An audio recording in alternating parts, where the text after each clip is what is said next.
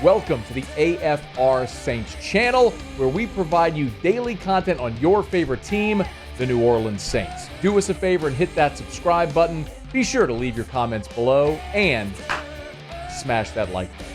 Who dat?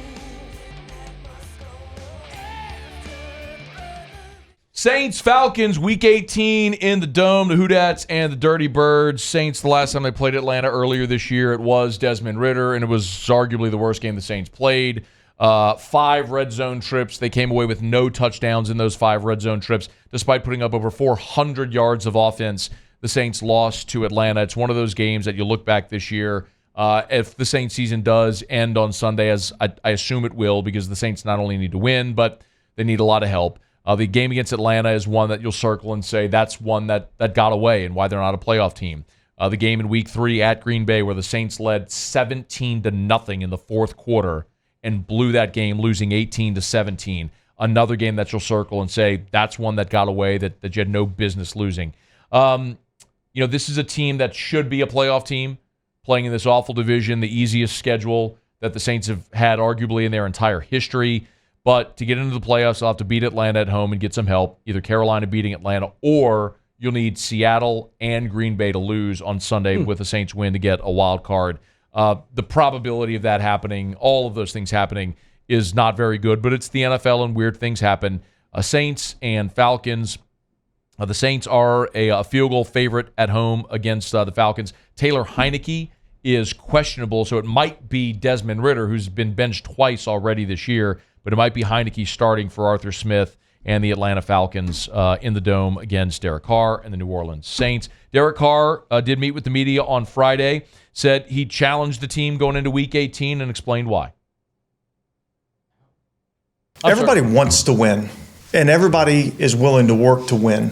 But there's a certain level of commitment that it takes to really win at a high level in our league. And I just think we had to put a little bit more into it, a little bit more into the preparation, a little bit more focus into it. And because if you want to be a playoff team or a championship caliber team, it takes a little bit extra. And I just challenged our guys to give that little bit of extra.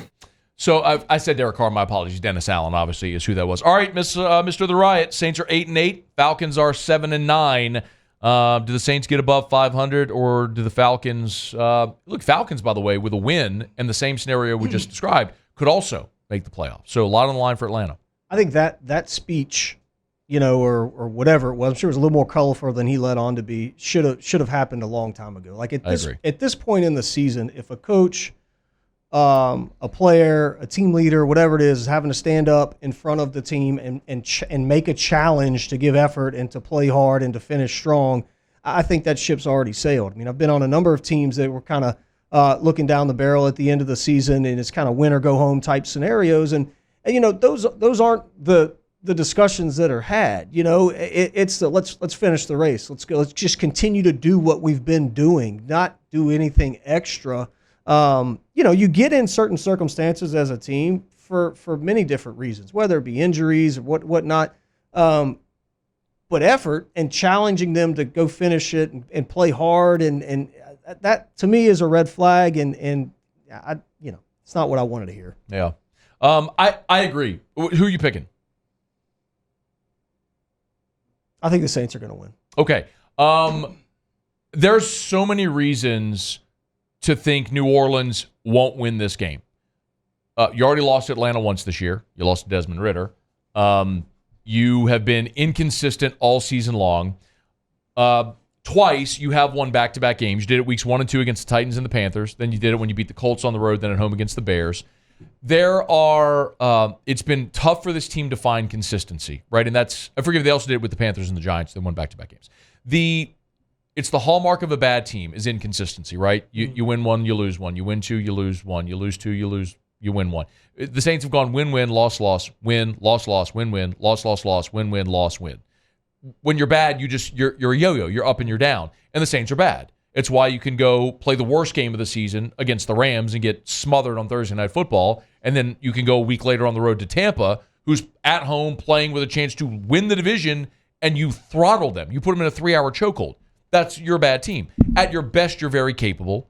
but we've very seldom seen this team at their best all year. I'm also curious to see what it's going to be like in the Dome on Sunday because, man, the last few home games, it's been kind of toxic. There were tons of Lions fans there when the Saints played the Lions and lost at home. You had boos against the Panthers and the Giants. Like, sometimes it's, like, you'll know this. Like, when you're on a bad team, sometimes it's good to get away, right? Yep. Like, you get sort of like a camaraderie thing. The team, it's like just us against the world type mentality where it can be, it can be kind of toxic at home. Mm-hmm. So that's a real thing. So you come home, you're playing the Falcons. We'll see what the environment is. But I said this earlier, and I'm really not joking. I know Kamara's a game time decision. I know we don't know if it's going to be Heineke or Ritter. Heineke's questionable, so Ritter may start. There's a lot of things up in the air, but I am really looking at Drew Dahlman being out. I'm not joking about this. Drew Dahlman's the starting center for the Falcons. And y'all know I sports bet, and one of the angles that I've believed in for a long time, as I've seen it manifest, is something Mike Detillier told us here for a decade, which was teams that lose their starting center fail to cover 80% of the time the week they lose their starting center.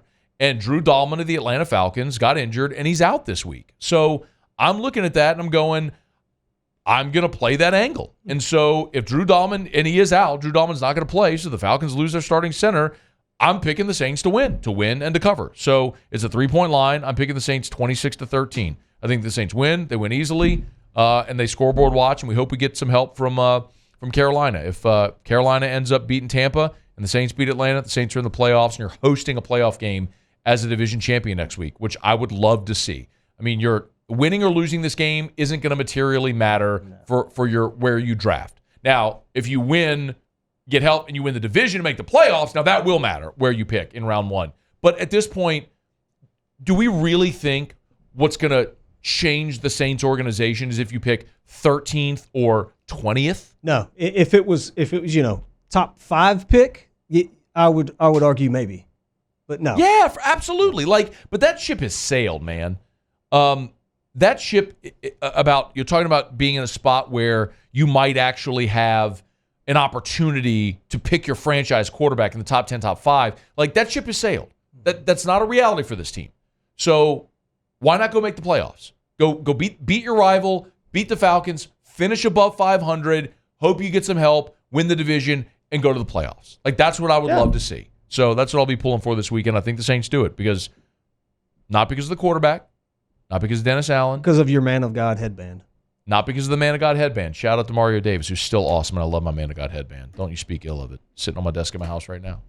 I'll be wearing it on Sunday. You'll be wearing it. You know I'll be wearing it on Sunday. Yelling at the TV. I don't send you many pictures of it on Sunday anymore. I used to send you these really intense face photos on Sunday with my Man of God headband on. It has been hard to get emotionally involved in this team. I know. You love the Saints. I do. But I think they win on Sunday. Here we go. Because Drew Dahlman's out. What did I say? 26-13. Saints, 26-13. Win and cover. Hey, thanks so much for watching. Please leave your comments. I love to interact. And be sure to hit the red subscribe button below.